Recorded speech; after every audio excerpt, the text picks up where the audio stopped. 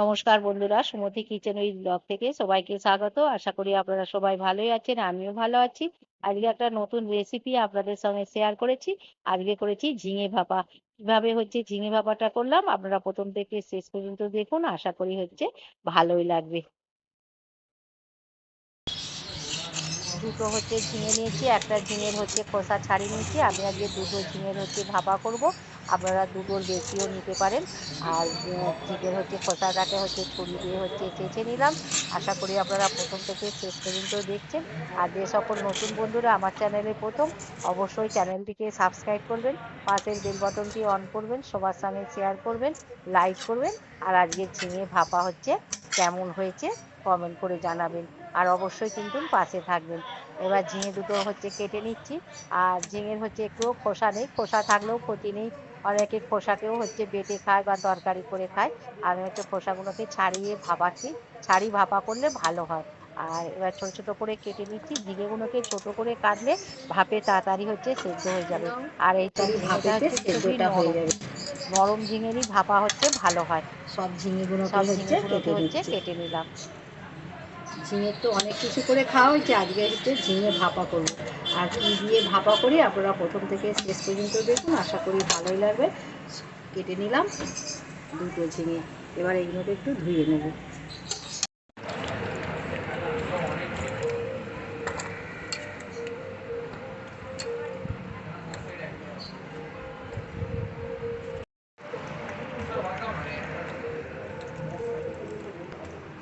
ঝিঙেটা পরিষ্কার করে হচ্ছে ধুয়ে নিয়েছি। এবার পোস্ত বেটে নিয়েছি, অনেকটাই পোস্ত নিয়েছি।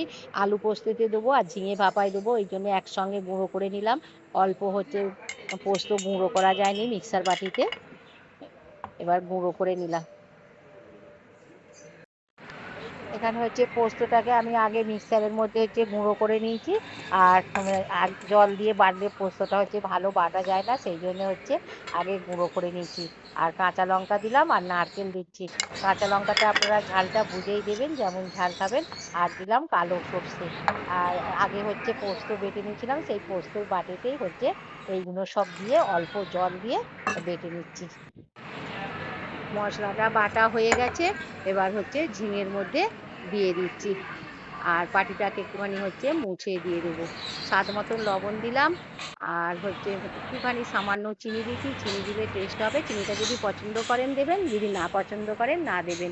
এবার কাঁচা সর্ষের তেল দিলাম, সর্ষের তেলটা দিয়ে ভালো করে মাখিয়ে নিচ্ছি। আর এটা হচ্ছে কাঁচা সর্ষের তেলেই কিন্তু করতে হবে, তবেই ভাপাটার হচ্ছে টেস্ট লাগবে। আর এতে কোনো জল দিতে লাগবে না, লবণ দিয়েছি। লবণ দিতে হচ্ছে ঝিঙে দিয়ে জল বেরিয়ে যাবে। আর এই জলেতেই কিন্তু ঝিঙে ভাপাটা হয়ে যাবে। এবার হাত দিয়ে মাখিয়ে নিচ্ছি। 10-15 মিনিট রেখেছিলাম, রাখার পরেতে বাটিটা বসিয়ে দিয়েছিলাম কিন্তু হয়নি, পড়ে যাচ্ছিল। সেই জন্য কড়াতে দিয়ে ঢাকা দিয়ে দিয়েছি, মিডিয়াম আঁচ করে দিয়েছি, ঢাকাটা খুলেছি। আর দেখুন কতটা হচ্ছে তেল ছেড়ে দিয়েছে আর খুব সুন্দর গন্ধ ছাড়ছে। এটা গরম ভাতের সাথে গরম ঝিঙে ভাপা কিন্তু দারুণ লাগবে। একটুখানি হচ্ছে নেড়ে নিচ্ছি। আর তেল ছেড়ে দিয়েছে, ঝিঙেটা সেদ্ধ হয়ে গেছে আর ঝিঙে ভাপাটা আমার হয়ে গেছে। এবার হচ্ছে ঢেলে নিচ্ছি। এখানে হচ্ছে ঢেলে নিয়েছি। আশা করি আপনারা প্রথম থেকে শেষ পর্যন্ত দেখেছেন কিভাবে হচ্ছে আজকে ঝিঙে ভাপাটা করলাম। আবার কোনো একটা নতুন রেসিপি নিয়ে আপনাদের সঙ্গে দেখা হবে। ততক্ষণে আপনারা সুস্থ থাকবেন, ভালো থাকবেন। আর অবশ্যই আমার হচ্ছে পাশে থাকবেন। নমস্কার।